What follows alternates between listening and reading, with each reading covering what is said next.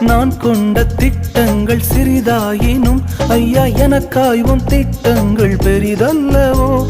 புழுதியில் இருந்து என்னை உயர்த்தினீரே, ராஜாக்களோடு அமர்த்தினீரே. புழுதியில் இருந்து என்னை உயர்த்தினீரே, ராஜாக்களோடு அமர்த்தினீரே. உந்தன் கிருபைகளை எண்ணி நான் பாடுவேன், உந்தன் மகிமைதனை தினம் நான் ருசிப்பேன். அல்லேலுயா அல்லேலுயா அல்லேலுயா அல்லேலுயா.